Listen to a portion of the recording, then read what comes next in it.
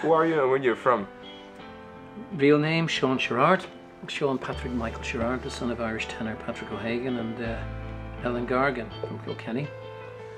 Mother came from Kilkenny, as I said. My father came from the north of Ireland. I was born in Australia. My father was on tour. Obviously my mother was with him. Even though I was born in Australia, I'm a Paddy, an Irishman. Okay. Johnny Logan is a stage name.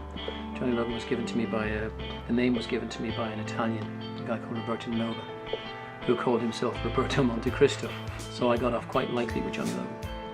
How did you get involved with your music? It's all, for as long as I can remember, it's been there. I sang since I was 19. I got 9, I should say.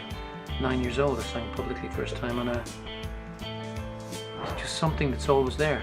You know, when I was 14, I played with a band. When I was 18, I played with a soul band. I was a guitar player in a band. I worked as an electrician, and I carried my guitar to work as well as a toolbox. It's just, you know, I think over the years I used my music as a kind of a way of dealing with, you know, the kind of things that happen through your teenage years. I used to write about the problems and this sort of thing.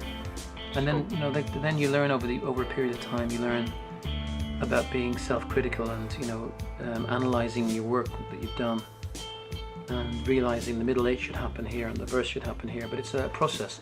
It's a lot of, you know, you get it right sometimes by luck, but over the years you tend to know instinctively. It's like playing a football game, I think.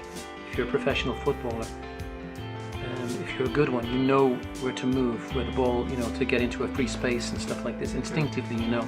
It's the same thing with music. Instinctively, you know what's needed in a certain place. So pretty much music has always been there for you? Absolutely. Thank God it has, because I think I would have gone insane without it. Where do you find your inspiration? In life, in all the things that have happened to me, all the things that go on around me, by watching, by feeling. You're like a sponge, you absorb things, and then you know, sometimes you write a song and you don't realise what you've written until it's all finished. You think it's just nice words that are, you know, like sort of there's a line that you like here or whatever, and then you listen to it afterwards and you say, Jesus, that's a lot deeper than I thought it was, you know.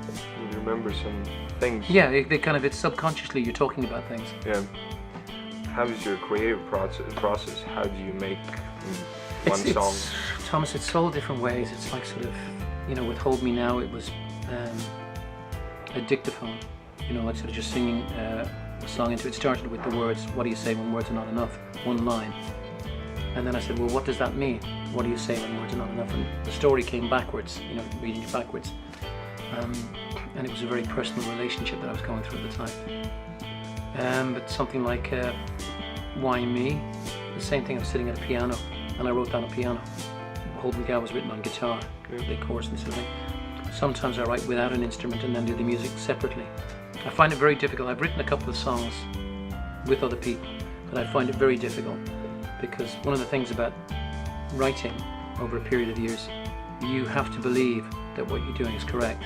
And it's very difficult to find people of the same mind. You know, some people like different chords than me. Some people like different melodies. So it's very difficult to find other people. How did you like playing in Godset tonight? It was wonderful. I mean, it's a great place. There's an atmosphere there before there were any people in. The band were doing a sound check and it was great. I mean, the sound on stage was great. The audience was wonderful. The staff here, so polite and friendly and just so encouraging. Michael, who I met downstairs, who was involved in it, just said how much he enjoyed the show. I mean, it's always very gratifying. I've just spent 45 minutes down there signing autographs. And now I get to bed and get ready for the next night. Okay, thank you for coming here. Thank you for the interview.